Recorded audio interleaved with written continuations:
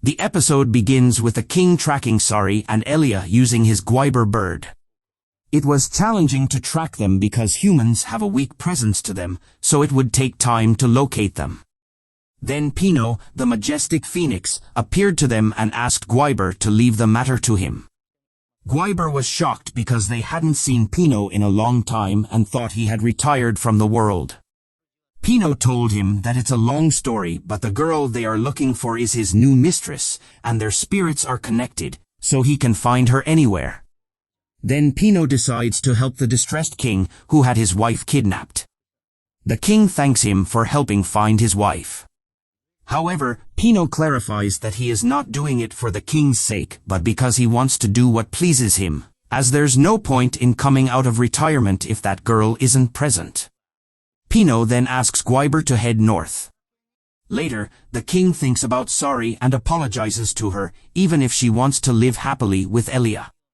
He can no longer bear his longing for her. Suddenly, Elia and Sari, who had been unconscious after venturing far from the palace into this abandoned area, appear.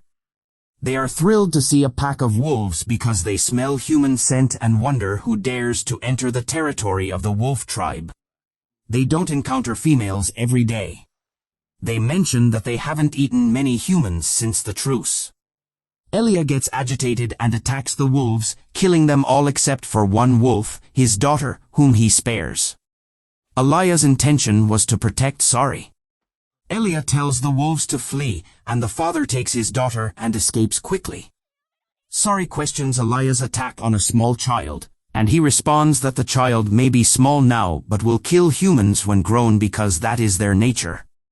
Elia tells Sari that when he was young, he promised to become stronger to protect the weak by fighting evil monsters that breach the borders to attack human cities. This is the Elia she knows. However, he now realizes that these insufficient measures won't save anyone, and he will kill every one of them if it takes that to wake her up. Sari asks him why he goes to such extremes for her, and he says it's because he loves her deeply since they were children. The king appears again, and they still haven't found Sari. If she crossed the borders, she must have hidden in Iwana, where they won't be able to pursue her. Pino asks him to calm down as he is extremely tense for someone of his size. If he is a king, he should show some confidence and act with courage. The king doesn't understand what Pino said and asks his bird for an explanation, but Guiber tells him something else as he is fully dedicated to tracking Sari. Pino then asks Guiber to choose his words carefully because they don't know what will happen next time. So Pino told him that they were moving very quickly because they were walking on foot and they might have found horses, so they needed to hurry a little. Then Elia came back with Sari, and she told him that she couldn't accept his feelings at the moment because he hadn't seen her at all. All she saw in his eyes was hatred to the point of scaring her. She couldn't blame him for hating the monsters that attacked his home. Perhaps a fight between humans and monsters would occur even while they were talking, and many people could get hurt because of that. But not all monsters wanted this, as there are different types of monsters. Some of them are gentle, while others are scared, just like humans. Creating a world where humans and monsters don't fight each other may seem unrealistic, but King Jalal is trying to approach that as much as possible. He hides his kind heart behind strength and intimidation because he wants to protect both monsters and humans equally. That's why she wants to do everything she can to be by his side, even if he still hates monsters. He should trust her a little because of King Jalal's authority. Elia is biased because monsters are not like humans, they don't know anything. That's why she can blurt out this nonsense. Of course, there are many scum humans, and the world would be better off without them. But monsters are fundamentally different. Then he tells her about the children who tore apart the wings and legs of insects just for fun, or how they eat meat and fish without thinking. That way, they took away everything that was precious to him. Then he tells her about that day 13 years ago when those children attacked his sister, Misha, and she kept crying. They quickly escaped before they could catch them, and he told them that he would make them experience something worse if they made Misha cry again. They bullied her, saying that she was adopted because her hair color was different from theirs and their mother's. But their late father had red hair just like hers, so even if they were monsters, he would always protect her.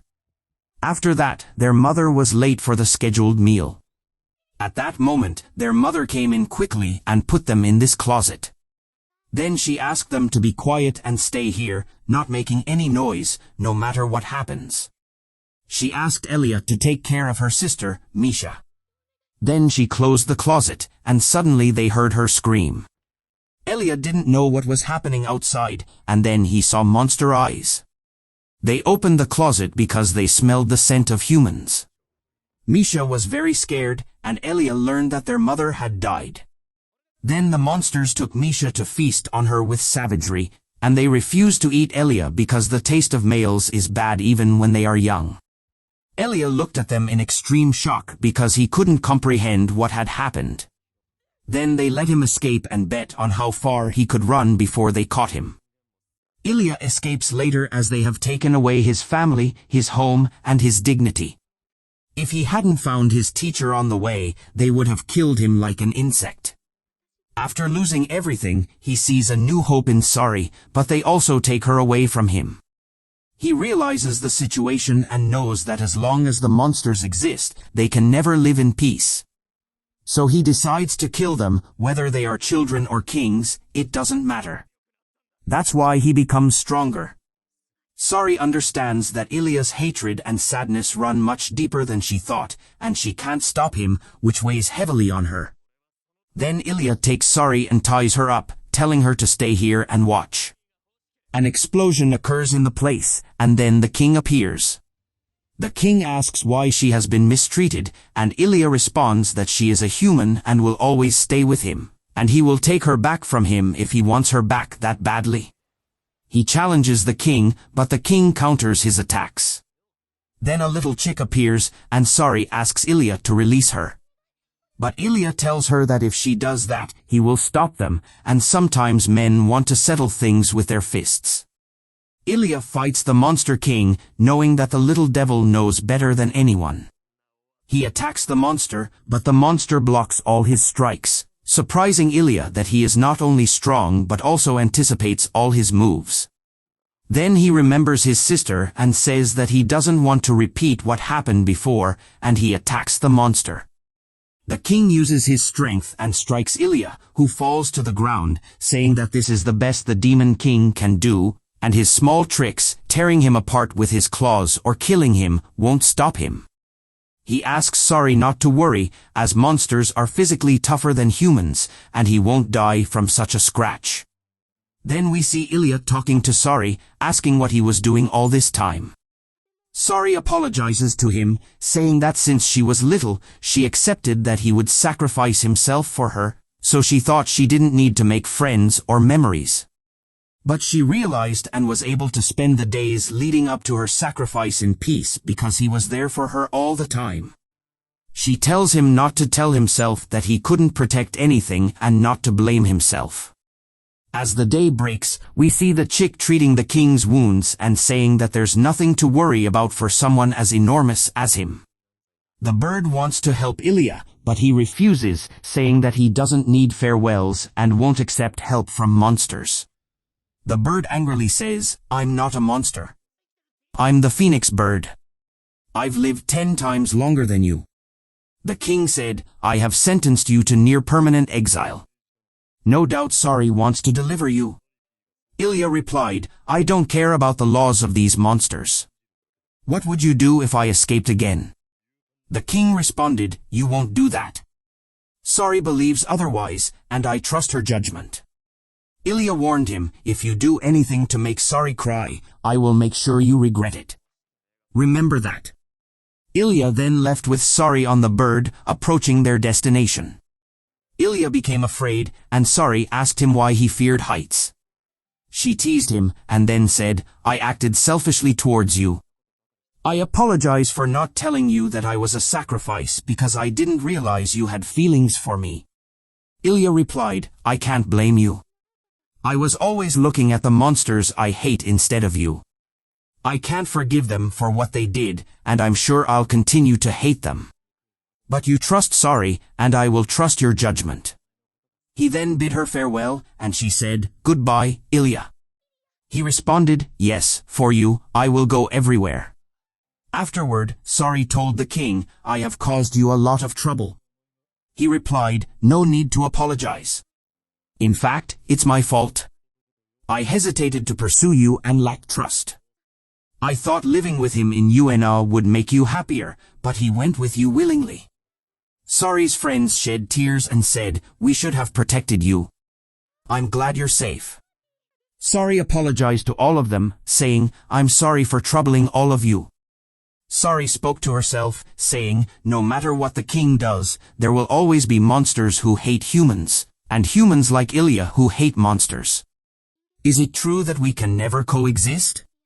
Then they saw that the monsters had organized a celebration for her return, and she was overjoyed because the party was in the garden. The king said to her, A little fresh air from time to time will refresh us. The king appeared and said, They asked me to appear for a brief period. I can guess what you're thinking. But it's a fact that monsters and humans are gathered around this table. Some people rejoiced at your return and want to stay with you. That's also an undeniable truth. Sorry said, Let the monsters and humans laugh together at this table. Here, I want this small table to grow for the whole world one day, swiftly.